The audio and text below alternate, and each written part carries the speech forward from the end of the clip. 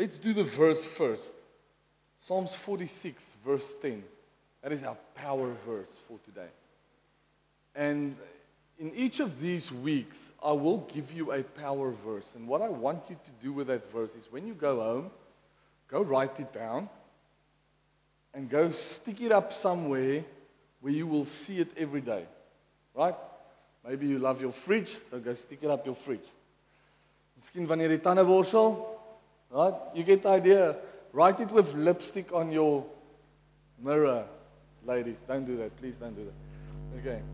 Guys, also, please don't do that. That's just creepy, man. Right? But go put it on somewhere where you'll be able to recognize and read this verse every day. It is such a beautiful verse. So here we go. Psalm 46, verse 10. It will also be behind me. This time, literally behind me. Be still, says the psalmist here, and know that I am God. I want us to pause just for a second right now so this sinks in. The Bible says, be still. Be calm. Relax. Be still and what? And know that I am God, says the Lord. I will be exalted among the heathen. I will be exalted in the earth. So now that you got the verse, here's the question. Who of you this morning, and you're welcome to raise your hand and show me, because I'll raise my hand as I'm reading this. Who of you have ever been at a point in life where you didn't know what to do? Where you didn't know what to do. Not because you had options, but where you've been at a point in your life where you didn't know what to do because there were absolutely nothing that you could do. Where you would actually say, man, Lord, just show me what I must do. Or you would go and ask wisdom at this person. Or you would go and have a coffee with that person. Maybe you hope that your friends have got some answers for you, because what you're needing at the moment is just an answer or two. But what you don't get is any knowledge or answer or anything on what must I do. So you find yourself, as I have a lot of times in my life, where you say, I'm at a place right now where I don't know what to do. And if I look at my toolbox, if I look at myself, if I look at my house, and if I look at my Bible even, I don't know. I just don't know what to do. You see, the place I'm describing is a place of hopelessness. It's a place where you tell yourself, I am not sure, and I wonder at this moment in time, how am I going to handle this circumstance that I'm in? How am I going to focus to get over this? How am I supposed to do this? What am I going to do in order for me not only, or not even to be victorious, but just to survive this? You see, it's the moment in time, the place in time where you realize the power that I need, the authority that I need, the ability that I need to handle this. You know what, actually, I don't have the authority to handle this. I don't have the ability to handle this. I got no power to change this situation. I got no idea what to do to facilitate change in this circumstance. I don't know what to do. that has ever been you, or if that, and you don't have to raise your hand now, if that is maybe where you find yourself right now, maybe not with everything in your life, but maybe with one or two areas of your life right now, I want to show you this morning from this beautiful psalm that there's hope. Amen? I want to show you from this beautiful psalm that there's healing, that there's restoration, that in God there is the ability and the strength of what you are looking for.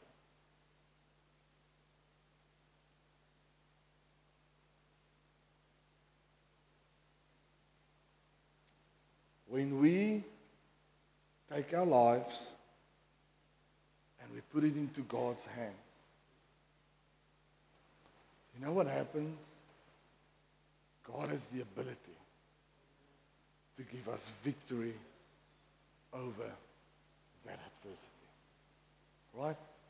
So Psalm 46 specifically is a communal song. When you start by verse 1, you would see that they say, this song is for the sopranos. Almal wat hoog sing. Right? So it means, if it is for the sopranos, that it had to be sung in public. And there was most likely some or another choir when they were singing the song. So it would most likely mean that the people of Israel were together at a place where they were worshiping God. And these were one of the songs that they were singing. So I want you to look at the context that they are using when they are singing this song. And I'm not going to sing it because I'm not a soprano, but we're going to read what they are singing. Is that okay? Is that okay? And what I see from the very first verse, from verse 1, is that they let everybody around them know that they trust God. They let everybody around them know that God is their strength, He is their refuge. Let's read verse 1 quickly. Verse 1 says, God is our refuge and strength. God is our refuge and strength. An ever-present help in trouble. All right. I don't know about you, but I think you should have gotten a bit happier right now. Can I read it again and at least see 2 smiles in the house? It says, God is our refuge and strength. Someone smile at me. Yes, thank you for the amen. God is our refuge and strength. They don't say the king is. They don't say the government is. Because if we should be looking at the government at this moment, we're not going to have a refuge or strength. They say God is. That means despite what the government does or says or wants everyone to think. Let's give another example. They don't say my bank account or my finances is my refuge and my strength. Because some of us right now, if I should look at my bank account, it would go, woo! No refuge, no strength. They don't say my husband is my refuge and strength, or my wife is my refuge and strength, or my kids, or my parents. Because you know what, family? It is so unfair to place that responsibility on another human being. Because another human being, let me tell you this morning, can't carry the responsibility that God is supposed to carry in your life. Don't place that responsibility on someone else. They say, God is our refuge. God is our refuge. God is our refuge. God is our strength.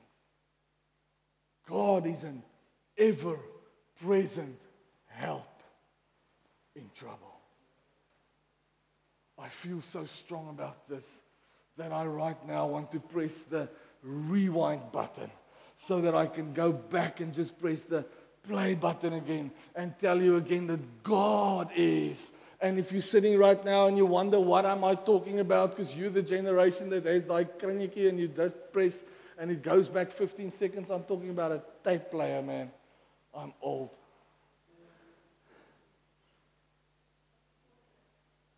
But if I go back 15 seconds, go back 15 seconds more, and I just let that verse go and rest in my spirit.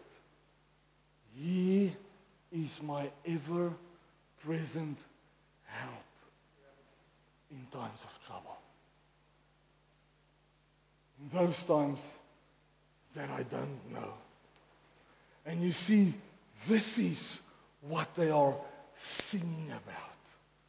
This is what we should be singing about. This is what we should be talking about.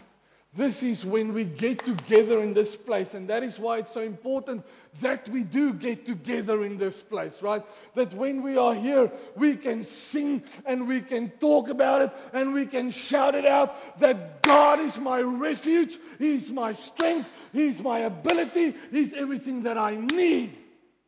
And in Him, I place my trust. What do you say? What do you say about God? I'm not talking about the last time you spoke to Him, which I hope is very often. I'm talking about the last time you spoke of Him. Is hy maar die groot man daarbo? Come on. The big guy upstairs.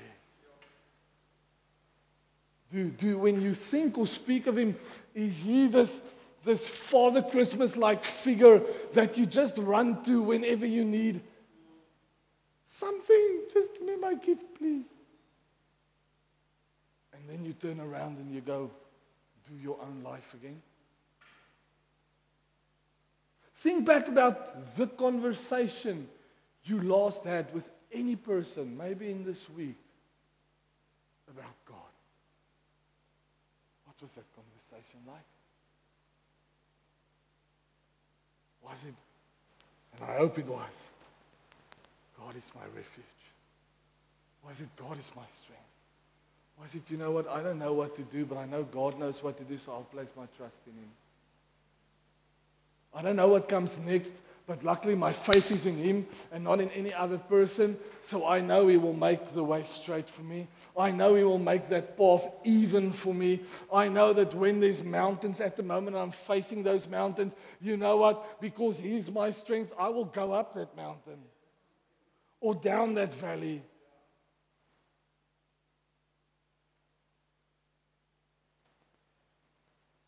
You see, it's important that we know. Everybody in the house this morning knows. If you're watching this, that you know. If you're listening this, that you know. That we, as children of God, we've got a reason to say hallelujah. We got a reason to say, yes, my hope is in Him. He hasn't failed me yet. God is our refuge and strength. You know why we have this reason? Because if we read verse 2, then we see that when our mind's thinking pattern is this, God is my refuge, then it changes something about my attitude. Look at verse 2. Therefore, everybody say therefore. What does therefore mean? Because of that. Hello? Because of that. Because of what? Because of verse 1. Therefore, we will not fear. Let's go have coffee around this, if you don't believe me. The opposite of faith is not unbelief. It's fear. For that reason that Jesus says, in the perfect love of God, there is no fear. There is no fear. You know how the enemy steals from us the most I would almost say 99% of the time, fear. Those two words, what if? What if? Man, those two words can rob our faith like nothing else in this world. What if? Now verse 2 says, therefore, because of that, we will not fear. Though the earth gives way, and the mountains may fall into the heart of the sea, I will not fear. Though the ground around me is a bit shaky, the earth gives way. Maybe you say this morning, Unika, jy verstaan nie, the ground around me is a lot shaky. If it was only a little shaky, it would be okay. But, yeah, I get that. I get that. That the earth is moving. I get that the mountains are trembling at the moment. Because that's where I am. What does the mountains feel like in your life right now? Come on, I'm asking an honest question.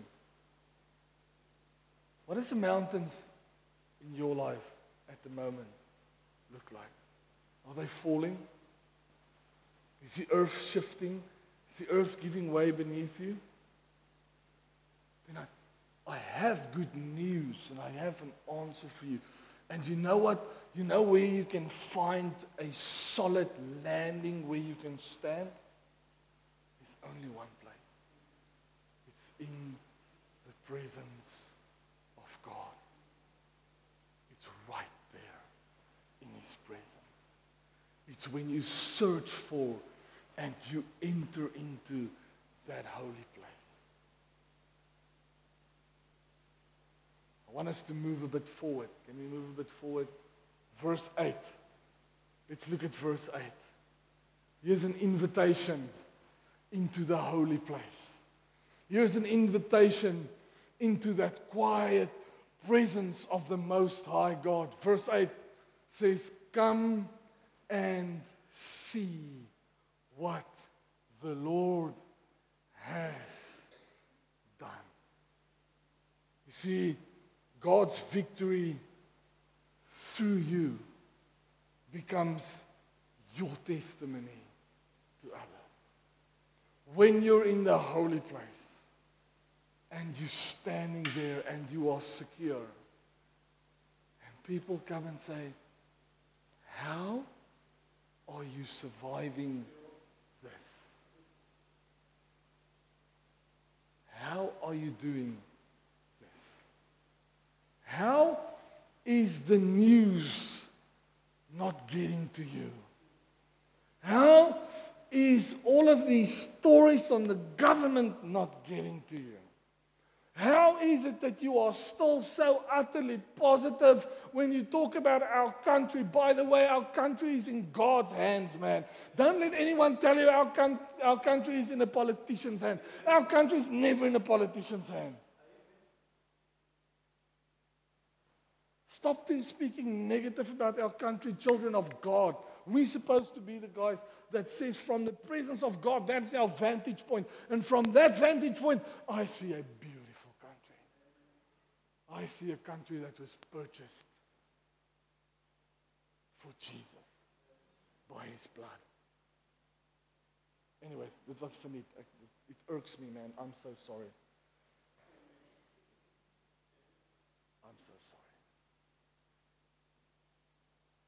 So we get to verse 10. And in verse 10, the psalmist gives us the recipe. Be still and know that I am God. Be still. Be still. Stop. Just stop. Stop stressing. Stop, stop, stop tripping over it. Right? Stop fretting. Stop being afraid. Stop trying to make your own plan. Just be still. I want you to do something. Everybody in the house, I want you to do something right now. Take one of your hands, place it on your shoulder, like you would experience a dad would do. You're his child. You run to him. Your heart's going like this. I remember when my kids were young, and they were afraid of something. Sometimes all I needed to do is this. Just place my hand on their shoulder. Just say, shh. It's okay. And as you're doing this morning, experience how your daddy God, Father of creation, is placing his hand on your shoulder right now. And just telling you, hey, child, be still. Shh. Be still. Don't worry about it. We'll sort it out. Don't fear over it. We'll sort it out. Stop tripping. Stop your worry. Just, we'll sort it out. We got this. I think sometimes someone just needs to hear this morning that the Father says, be still. Be still and know that you're not God. I am God. In this relationship, you are the child, I am the Father, says God. See, it's when we find ourselves in the season of life that frustrates us and circumstances that we cannot do anything about, that God reveals his character. Because as long as I'm and happy clappy and everything goes well, sometimes I forget that my dad is out there. Sometimes I forget that he watches over me. And I'm not saying that's why life happens. Life happens because we are on earth. So maklik soos dit. Right? But when life happens, it just takes us back to that place where we can experience Abba, Daddy, Father says, we got this. Just, it's okay. We got this. I want you to do a test right now. Not one that you can fail or pass. Sê gou dankie tog. Say to the person next to you, you can't also cheat on this test. No crib notes needed. No. Now, I want you to do a test quickly inside of yourself. You don't have to share it with anyone, but do a test quickly inside yourself. This is how you test where your trust is in your Heavenly Father. The areas in your life that you want to control the most are the areas in your life where you trust God the least. Do that as a test. The areas in your life that you absolutely say, I need so much control over this, because if this spins out of control, man, that's the areas, I promise you, where you trust God the least. So if you want to know, and I'm not saying this in a simple manner, I'm not saying it as a simplistic, just a checkbox. We're not wired like that. What I'm saying, hear me this morning. If you want to know how how to step into that victory where you move from fear to faith, it's those areas you just thought of when I mentioned the test. It's those areas that you need to sit down with the Lord and say, God, I need to trust you in this. I don't know how, but this morning I've learned something. I can step into the holy place, into your presence. And then when I'm in your presence, I know it might kill me if I just give this whole piece to you. But you know what I can do? I can give this little piece to you. In your presence. I'm going to trust you with that. See what he does for you. See that is your ever-present help in time of trouble. Another psalm says, taste and see that the Lord is good. And little by little, just add to that decontrol list in your life. Because I know that there's folks, not in this house, we got such amazing people.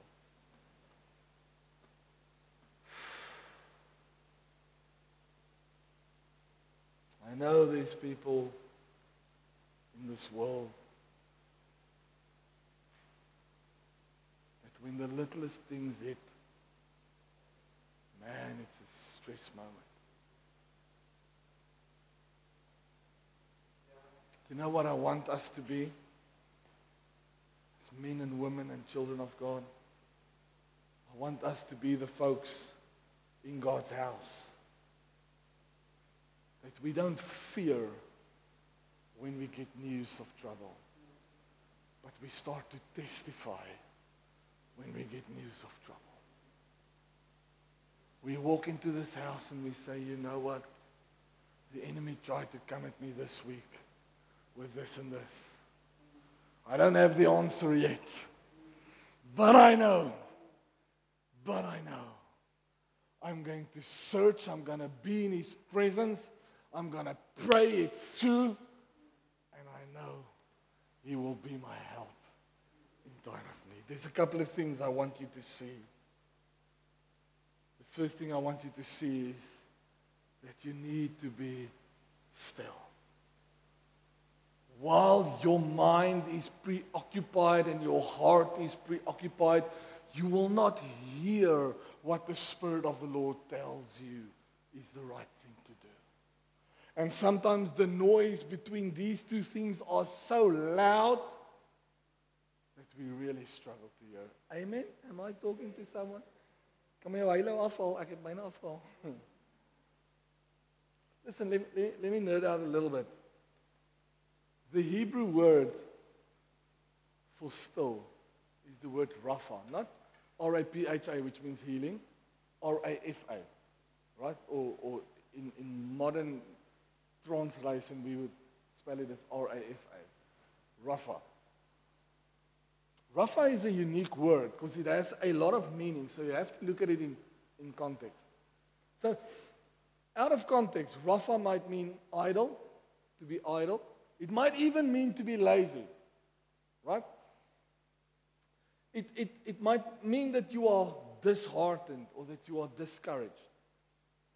But if we look at it in the context that we find it in our psalm, in Psalm 46, it's none of those. It doesn't mean idle, it doesn't mean lazy, it doesn't mean weak, it doesn't mean weary, it doesn't mean disheartened, it doesn't mean discouraged. It means none of those. It means to withdraw. Withdraw into the secret place. It is a very practical recipe, as I said earlier, on what to do when God says, be still. Be still. What is he also saying? He's saying, withdraw. Withdraw into that place where you're not distracted with all of the voices from outside. Withdraw to that place where you're not distracted by the news, where you're not distracted by this thing, where you're not distracted by a next meal or whatever the case might be. That is part of the reason why we're moving as a church into a period of fasting. And if you've been fasting with us, thank you so much. We are trusting God for miracles. Amen? Thank you. Maybe you're not doing Daniels with us. I personally am not doing Daniels. I'm fasting 1 day a week. It is okay, however you do it, as long as you fast. Maybe you say, I'm fasting from all my social media. Well, it's 21 days. No Insta, no Facebook, no TikTok, nothing.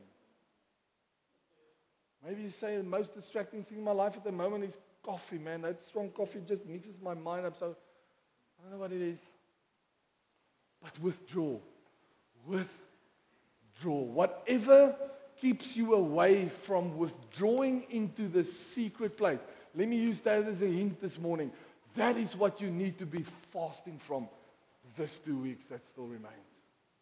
Have a look. You will know what it is. You will know what it is. Maybe, and Paul actually speaks about this when he teaches the church, maybe it's your wife or your husband. Paul says that. He says, do not withhold. He says, do not withhold special time, right, from one another, except through mutual agreement when you're fasting. I'm just saying, hashtag saying. Do this as part 2 of the test. Whatever keeps you from withdrawing, that's what you need to fast from.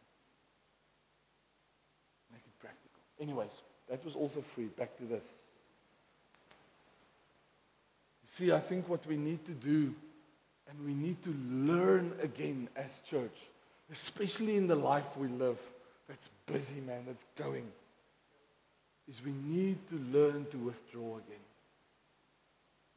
We need to learn what it means to just, in the biblical times, they had such a beautiful picture for this. They would have a prayer closet where they would literally go into, close the closet, there's just enough space to kneel, and then it's darkness. There's nothing that can draw away your attention. Jy kan nie eens die muurtjie sien om te speel nie. That's the biblical picture we have. Withdraw. Withdraw.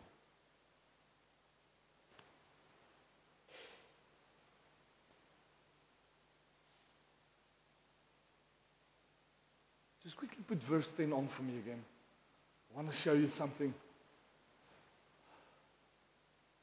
Right. Be still. Know that I'm God. We cool with that, right? Now let's have a look. God says, I will be exalted among the nations. I will be exalted on the earth. And then, if you want to see something more cool, just go to verse 9 for me. You know what happens when you withdraw? He makes wars cease. You know those battles you've been fighting in your mind? Am I talking to someone?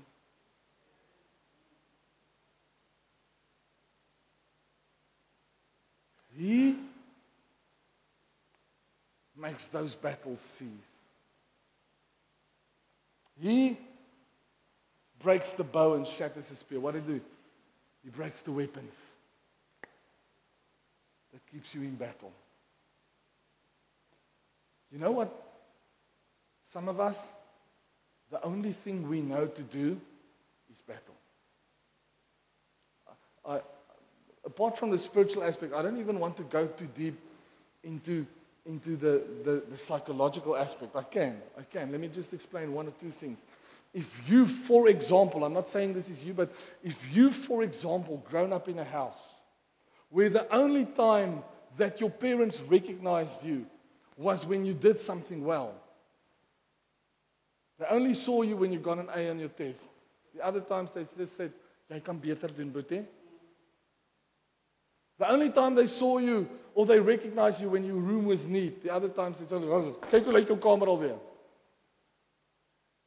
If you grew up in a house like that, you're in constant fight or flight. You only know how to fight. Because that was the only way that you were safe. I'm using it as an example. So the only thing you know in your entire life is, I got to fight this, I got to fight this, I got to fight this, I got to fight this, So me standing here, giving you all of this information, good spiritual food, up until this moment, had the potential to mean absolutely nothing to you. Because as you're sitting here, you're in fight mode. Listen, can I prophesy over your life? God will make those wars cease.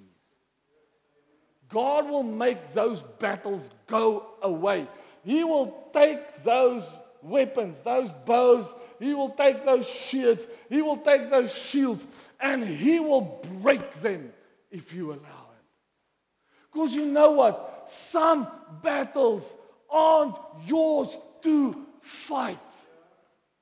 Spiritual battles have never been yours to fight.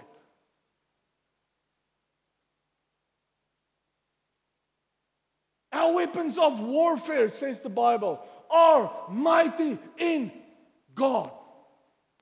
His battle. I am more than a conqueror. More than a. Can I give you some more verses?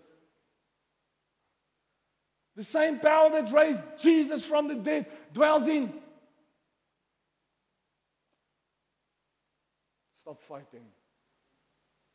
Maybe I'm just saying it to one person this morning, but please, for heaven's sake, just stop the battle. Stop that raging battle. It's tiring you out. It's taking all of your mental and spiritual energy. By the time you get to want to spend time with God, you don't have any energy left. Jy gaan lê net en jy gaan slaap en jy wil net weer opstaan die volgende oggend en dan staan jy op en jy's moeg en jy gaan slaap en jy's moeg and you just don't know where it starts and when it ends because it's just one big mess at the moment because you're constantly in battle, constantly in battle, constantly in battle, constantly in battle. It is not your battle to fight. I want you to see this morning. When God says, be still, He says, take that battle weapons, give it to me. It is mine to fight. It is mine to fight.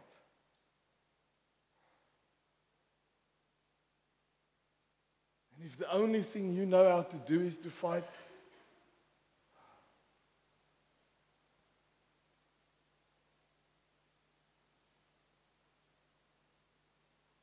let's be practical a little bit. Go and make a note to yourself. Write a letter. Tell yourself, why am I fighting this? Tell yourself the why. Write it out so that you can see it with your eyes. And then once you've done that, fold it up, take it to the Lord. Say, Lord, I'm done with this. I'm done with this. And then you go and you frommel them up, if you go and burn it. If you really want to be crafty, go dig a hole and bury it. And make a decision there and then. Ain't my battle no more. I refuse to dig up all dead stuff. I refuse to go back to burned up stuff. It's not my battle anymore. God says, withdraw. Take your hands off. Drop your weapons. Recognize. says God, that I am in complete control. So, it's not in your authority because it's in God's. Right? Right? That's what we've started with this morning. It's not yours to handle. It is God's. Right? Right? It's not your ability because you are too weak. Right? It is maybe too fragile a situation for you to handle. So when you go handle it, you mess it up because you've done it before. It's not yours to fight. The good news, all of us in this house, since we got God, since we have His Holy Spirit living inside of us,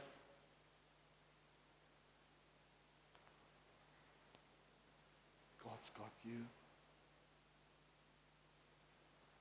He's got your situation, whatever that might be.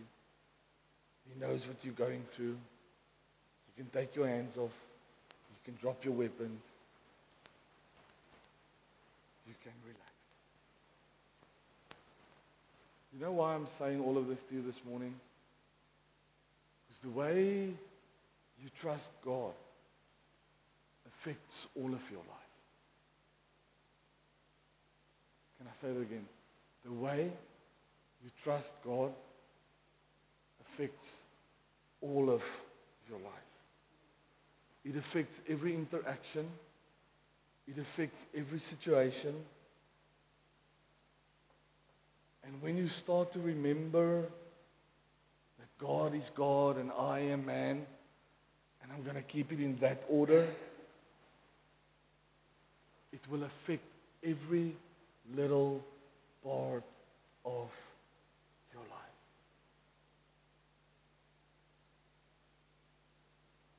I want you to see something else as I'm about to end this sermon. The enemy wants to keep you in control of the battle, of your weapons,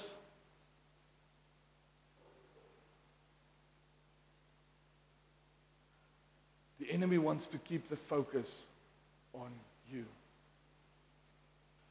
Because as long as the enemy keeps the focus on you and away from God,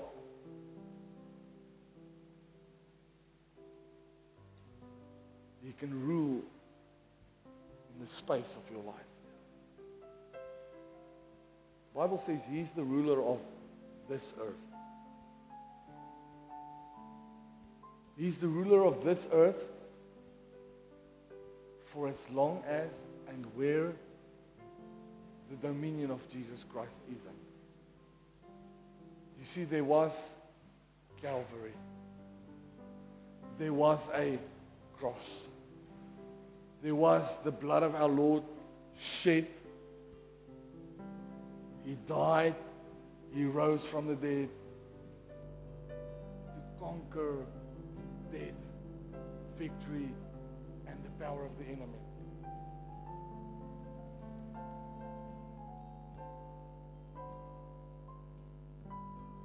In the book of Matthew, there's a verse that says, the righteous shall take the kingdom by force. And forcefully it will advance. Meaning, meaning, when you are so caught up in your own battle and your own fight, in Afrikaans ons sê ons die keer vir jou wickets, né? You are so busy with all of that. You're in the dominion of the enemy. Because he has a rightful place on this earth. Except where the presence and the power of Jesus is. When I relinquish that, I go into the secret place. then I get to a place where, as Jesus taught us how to pray, let your kingdom come on earth, here, as it is where? In heaven.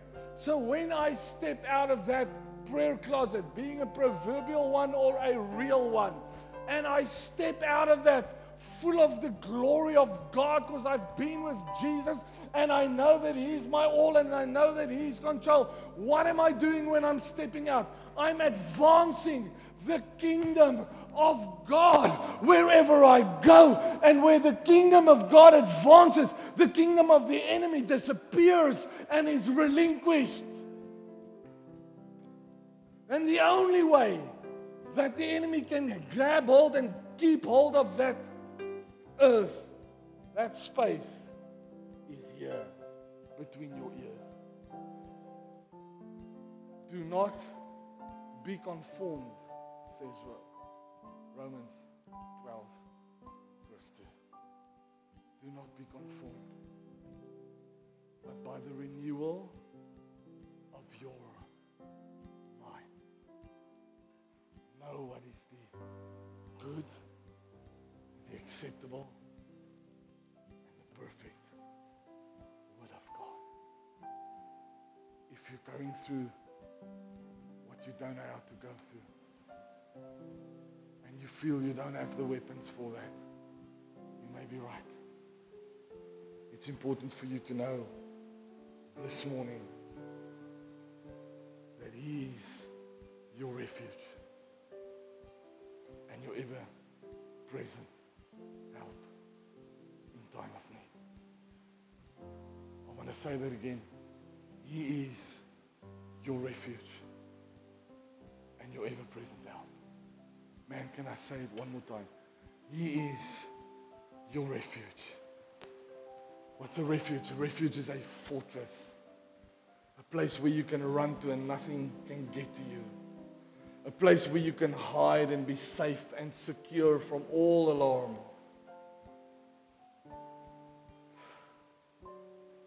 He is your refuge. He is your refuge. He is your refuge.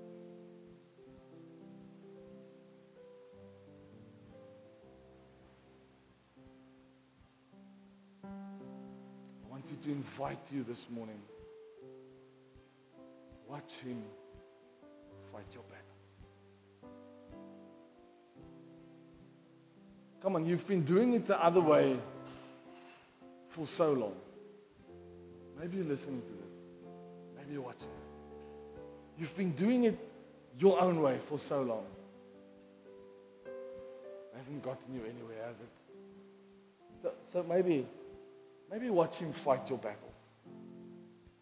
Won't He do it? Sure He will. Won't He? Won't He? Won't He dry the tears from your eyes? To someone here, may I ask, won't He mend your broken heart? Won't He lift up your bowed head? Won't He give you joy instead of sorrow? Won't He give you a hope? Won't He give you your tomorrow back? Won't He do it?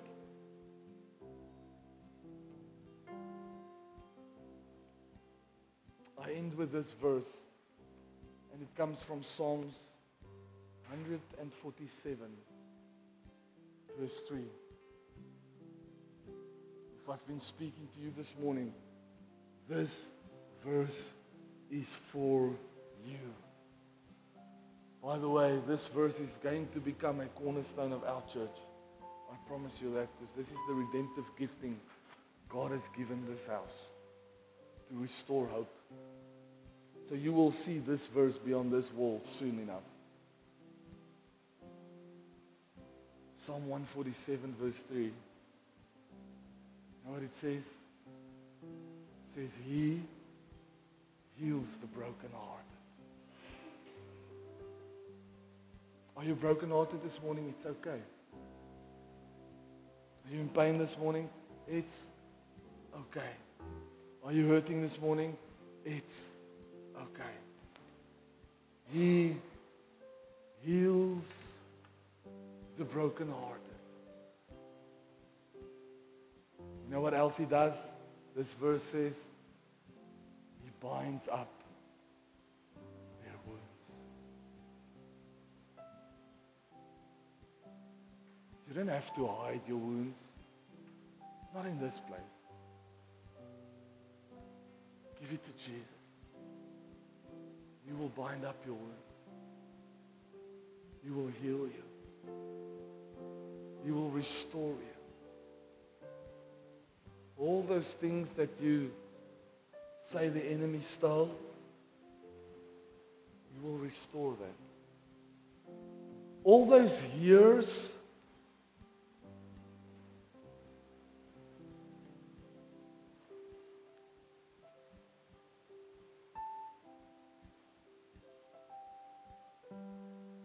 Alice, I feel I must give this to you prophetically this morning. All of those years that you say the enemy has taken away from me, God says He will restore them. He will restore them.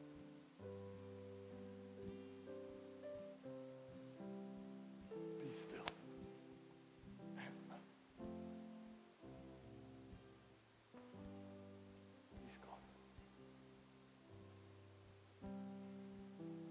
Heavenly Father, our Abba, our Daddy.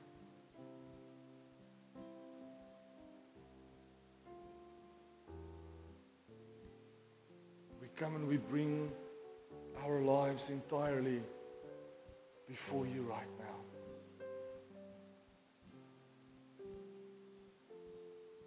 We come and we thank you for your word that has gone out. Word that is sharper than any two-edged sword. It cuts where it needs to cut. Your word that is like a hammer and that just breaks all the little pieces that is not of you. We thank you for the word that went out. Well, all the eyes are just closed. If you say, Eniko, you know what? Yeah, I got some battles. I'm fighting some stuff in my mind. I'm fighting some spiritual stuff, or I'm fighting some relationship stuff, or I'm fighting some financial battles. I just got stuff going on that I'm in constant fight with. No one's looking around, so no one's going to take you out. I just want to see who am I praying with this morning. And all I'm going to ask is you raise your hand. Thank you, I see that hand. And as soon as you've raised it, you can put it down again. Thank you, thank you, thank you, thank you, thank you. I see those hands. Thank you. What's more important is our Heavenly Father this morning sees that hand. Knows the battle you are in, fighting, struggling with. And maybe this morning is then an opportune time to say, stop fighting. Be still and know that He is God. The battle is not yours, it is the Lord's. The only thing you need to do is go and seek His presence. Go and seek His presence. So Father, thank you that I can pray for every hand that was lifted. For everybody that has raised their hands and say, please pray for me. Please pray for another way that we can get past whatever this might be, Lord. Please let me step into victory. Please let me step into that quiet place with you, Lord, where I will see and experience that you will fight this battle.